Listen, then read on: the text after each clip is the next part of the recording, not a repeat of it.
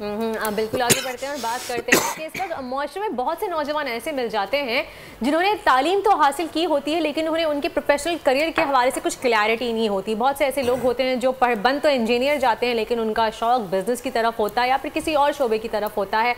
तो हमारा एक मसला हम देख रहे हैं कि आपको क्लैरिटी नहीं है इस चीज़ की कि आपने आखिर बनना क्या है, प्रोफेशन क्या चूज़ करना है। या तो फिर एमबीबीएस कर लेंगे, एमबीबीएस करने के बाद भी आप घर पे बैठे हुए होते हैं, या फिर कोई और काम कर रहे होते हैं, या फिर माँ बाप ने कहा कि जी हमारा बच्चा ये बनना चाहिए तो आपने वो स्टडीज़ तो कंप्लीट कर ली, लेकिन क्योंकि आपका पैशन नहीं है, आपका शौक नहीं, तो उसमें आप सक्सेस लेवल तक पहुँच नहीं पाते। हमारे यहाँ करियर काउंसलिंग कितनी ज़रूरी है ये बात जानने के लिए मलिहा समी हमारे साथ मौजूद है, मोटिवेशनल स्पीकर हैं। उनको वेलकम करेंगे अपने शो में, उनसे जानेंगे। अस्सलाम वालेकुम मलिहा समी, वेलकम टू दुनिया बोल है। वालेकुम जी, बहुत शुक्रिया। मलिहा ये बताइए कि कितना ज़रूरी है करियर काउंसलिंग करना किसी भी स्टूडेंट के लिए या फिर किसी भी शख्स के लिए, क्योंकि उनको खुद क्लियर नहीं होता कि उनको क्या बनना है या क्या प्रोफेशनल स्टडीज़ चूज़ करनी चाहिए। जो पेरेंट्स ने कहा वो बन जाते हैं और आखिर में रिजल्ट कुछ भी नहीं निकलता। बिल्कुल, देखिए आजकल यही हो रहा है कि जो पेरेंट्स कह रहे हैं और पेरेंट्स चाह रहे हैं कि एक मनी मेकिंग माइंडसेट के साथ स्टूडेंट्स को पढ़ाया जाए और उसके बाद जब वो ग्रेजुएट हो जाएं तो उनको बहुत अच्छी और हैंडसम जॉब्स फ़ौरन मिल जाएं। इस माइंडसेट की वजह से हमारी यूथ काफ़ी कंफ्यूज हो गई है। देखिए इसमें सबसे इम्पोर्टेंट ये होता है कि आपका स्किल सेट का क्या है। कुछ स्टूडेंट्स हैं वो आर्ट्स में बेस्ट होते हैं, कुछ हैं कि जो मेडिसिन में बेस्ट होते हैं, कुछ स्टूडेंट्स हैं कि जो आर्किटेक्चर होते हैं। में एक इनबिल्ड एक नेचुरल टैलेंट होता है। हमें अपने स्टूडेंट्स का, बच्चों का नेचुरल टैलेंट देखना होता है। We need to identify that firstly, specifically parents and then our teachers. और उस नेचुरल टैलेंट के साथ जो उसका स्किल सेट बनता है वो जब स्टूडेंट्स की आई थिंक कनेक्शन डिस्कनेक्ट। लेकिन तलहा ये बात वाकई है कि हमारे आर्ट को तो कुछ समझा ही नहीं जाता है। अगर कोई आर्ट की तरफ जाना चाहे कि कोई आर्ट्स लेना चाहे तो कहते हैं नहीं जी क्या करोगे आर्ट्स लेके, या फैशन डिजाइनिंग की तरफ जाना चाहे तो वो भी मना कर दिया जाता है। जी मलिहा आ गई, ये सवाल मलिहा से ही कर लेते हैं। देखें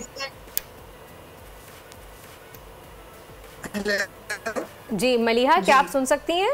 अच्छा, इसमें एक सबसे इम्पोर्टेंट बात ये होती है कि आपका स्किल। जी मैं सुन सकती हूँ, बिल्कुल। आपको आवाज आ रही है? जी बिल्कुल आ रही है, continue please. Hello ji continue please. Okay, देखिए इसमें सबसे इम्पोर्टेंट बात ये होती है कि आपके स्टूडेंट्स को या खुद हमारी यूथ को ये पता होना चाहिए कि वो उनका इंटरेस्ट किस फील्ड में है। अगर आर्ट में है तो आर्ट में क्यों नहीं आप कैरियर बना सकते। You become the best artist, you become the best anything. Art is a very vast field. आप उसमें मॉडल्स भी बन सकते हैं, आप उसमें एक्टर्स। लेकिन मलिहा हमारे यहाँ आर्ट्स को डिमोरलाइज क्यों किया जाता है? अगर कोई बच्चा ये ख्वाहिश जाहिर करे, कोई सुन के जी मुझे आर्ट्स की तरफ जाना है, तो घर वाले पहले ही डांट डपट के बिठा देते हैं कि तुम आर्ट्स में क्या करोगे, कोई जरूरत नहीं है, बेकार है आर्ट्स में कुछ नहीं है, पैसे कैसे कमाओगे। तो ये स्टिग्मा बन गया है हमारे, एक टैबू है कि आर्ट्स में वही जाते हैं जिनके मार्क्स कम आते हैं। नहीं देखिए ये तो एक पीपल्स अप्रोच है ना। अगर आप हर अपनी डिसीजन, अपनी जिंदगी का हर डिसीजन पीपल्स अप्रोच पे लोगे, लोगों के डिसीजंस पे रहोगे, तो फिर तो you will reach nowhere. Problem is this कि when students are not working, when students are not studying as per their own skill set, passion, तो they will not reach at their identified location and destination. हम उन्हें बार बार demotivate कर रहे हैं, हम उन्हें बार बार divergence में डाल रहे हैं, हम उनका स्किल सेट एक्सेल नहीं होने दे रहे। एक्सीलेंस के लिए ना हमेशा रिक्वायर्ड होता है कि आप पहले अपने स्किल सेट और माइंड सेट को मैच करो, देन यू कैन एनहांस, चाहे वो आर्ट है चाहे वो मेडिसिन है। अग्रीड मलिहा, आपने जो है ना पेरेंट्स और टीचर्स की जिम्मेदारी के ऊपर थोड़ी सी रोशनी डाली और मैं एग्री करता हूँ कि बुनियादें पेरेंट्स और टीचर्स ही डालते हैं। लेकिन सैडली हमारी सोसाइटी में जो टैबू, जिनका शायद वर्दा इशारा भी कर रही थी, कि जब बच्चा बड़ा हो रहा होता है तो उसको ऑप्शंस दिए जाते हैं, या डॉक्टर बन जाओ, या इंजीनियर बन जाओ, या सीएसएस कर लो, या आर्मी में चले जाओ। इसके अलावा उसके पास कोई और ऑप्शन नहीं होते हैं। जबकि फिनलैंड, जिसका दुनिया में सबसे ज़्यादा मशहूर एजुकेशनल सिस्टम है, वहाँ पर बच्चे से पूछा जाता है कि भाई आपकी इंटरेस्ट क्या है। वहाँ स्कूल में जब बच्चा जाता है तो उनकी क्लासें नहीं होती हैं, पूछा जाता है कि भाई ये मैथ्स की क्लास है, ये इंग्लिश है, ये आर्ट्स है, ये म्यूज़िक है, आप कहाँ जाना चाहते हैं। तो आपकी नज़र में हमारे पेरेंट्स और टीचर्स को किस तरह हम मैच्योर करें मजीद कि वो अपनी अप्रोच चेंज करें?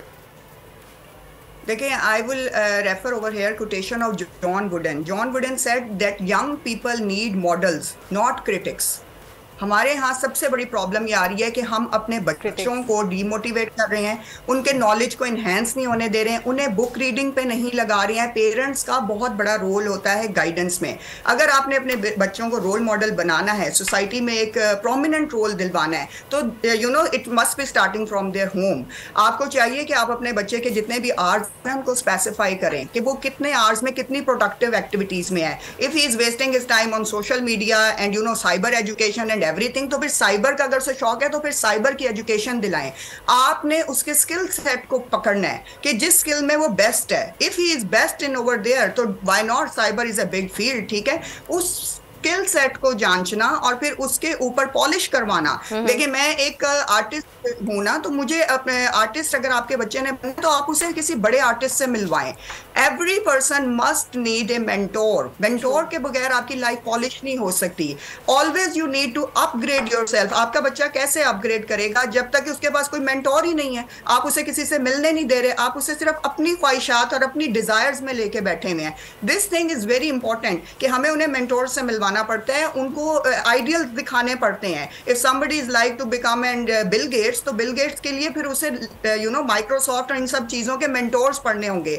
अगर किसी ने बिजनेस में मलिहा, हमारे पास वक्त की कमी है, आखिरी मिनट है। मैं चाहूंगी कि आखिर में कोई मैसेज आप देना चाहेंगी हमारे पेरेंट्स को, खास तौर पे उन लोगों को जो अपनी बेटियों को MBBS इसलिए पढ़ाते हैं, डॉक्टर बनाते हैं ताकि अच्छी जगह शादी हो जाए, जबकि बच्चियों का शौक नहीं होता MBBS पढ़ने का। क्या कहना चाहेंगी उन लोगों के लिए? देखिए मैं तो सबको एक ही चीज़ कहती हूँ कि फर्स्ट ऑफ ऑल अपने मेंटल और फिजिकल टैलेंट को कंबाइन करें, अपने स्किल सेट को समझें, अपने बच्चों के स्किल सेट को समझें और देखें कि वो दिल से क्या काम कर सकते हैं। जो वो काम दिल से करेंगे, पढ़ेंगे, तो वो क्लिक करेंगे और ज़माना फिर उनके साथ मैच करेगा और वो उसी पेस पे भागेंगे जिस पे उन्हें सक्सेस मिलेगी। सही, thank you so much Maliha, बहुत बहुत शुक्रिया आपका, आपने बहुत अच्छी बात कही। आई होप कि इस बात को समझ सकें कि व्हेन करियर बिकम्स पैशन तो सक्सेस हमेशा खुद से ही आती है। Definitely your kid is gonna be successful. तारीख में पहली बार इमरान खान, आसिफ अली जरदारी, शहबाज शरीफ, मरियम नवाज, मौलाना फजल रहमान और बिलावल भुट्टो सब एक साथ चल रहे हैं सिर्फ बोल पर। सबसे ज्यादा व्यूज और सबसे ज्यादा रेटिंग के साथ बोल आज भी रहा नंबर 1 पर। सब्सक्राइब करें और बेल दबाएं ताकि कोई खबर रह न जाए।